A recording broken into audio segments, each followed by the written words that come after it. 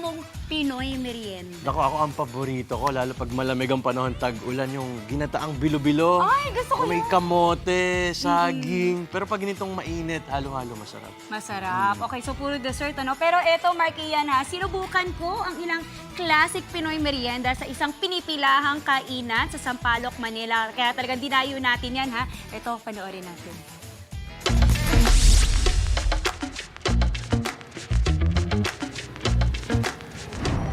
Good morning mga kapatid! Kasi alam nyo tayong mga Pilipino, mahilig talaga tayo sa merienda, no? At isa na ako doon at sakto, meron ako na-discover dito po sa Sampaloc, Manila, ang isang legendary at talagang pinupuntahan matagal na ng mga tao dito sa U-Belt banda, ang tinatawag nilang Budcheng merienda. Nagsisimula lang po sa 15 pesos at ang pinakamahal na nila ay umaabot sa 40 pesos.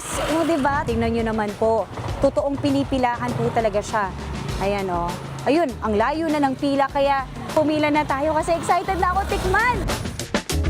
Dito, meron silang 11 kinds ng merienda na pwede nating pagpilian. Balita ko, masarap yung palabok nila dito. Yun ang best seller nila. At meron din sila nung tinatawag nilang puto cake na merong leche flan sa ibabaw. At ito pala, isa pa, crema de fruta. Yan ang isa nilang pinagmamalaki dito. At habang naghihintay tayo, pwede pa tayo mag-karaoke? Ang kasiyahan ay patunay. Charing. Crema de fruta, ayan. Tapos, ano pa ba sa dyan? Maha?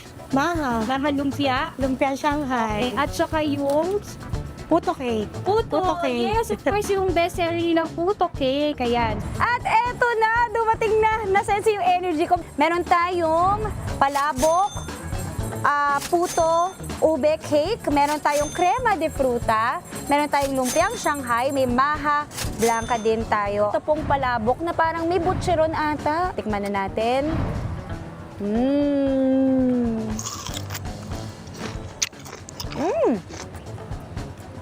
Ang lambot ng butcheron. At in fairness, ang sarap kasi kahit wala pa siyang timpla, wala pang kalamansi, wala pang patis, pero sobrang malasa siya. Okay siya, masarap. Sarap.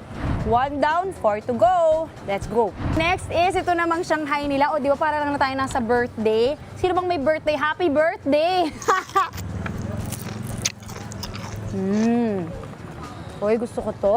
Crunchy, malasa, hindi masyadong oily. At luto siya hanggang loob. I'm so happy to announce luto pati loob niya. Ready na ako para sa mga dessert. Meron tayong crema de fruta. Ito, natuwa ako kasi diba hindi mo usually ito nakikita sa mga kanto kalsada. Usually sa mga party mo lang ito nakikita. Sa birthday ni tita, sa Pasko, diba New Year, ganon. Uy, ang sarap. Napaka-creamy. Nagme-melt sa mouth mo. Winner to. Okay, lalagay ko to sa favorites ko. Ang maganda dito kasi, 35 pesos lang siya. Tapos, pag kumain ka ng mga savory na mga pagkain, merong dessert na nakaabang sa'yo.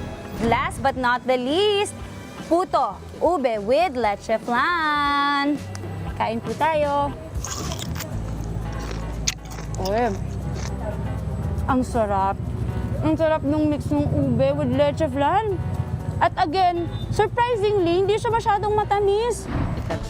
Tubig muna. Tubig muna, guys. Pero sarap eh. Alright, and that is it sa ating On The Go. From trending kainan to hidden gem sa kanto, walang iwanan. Sama-sama tayong titikim sa On The Go.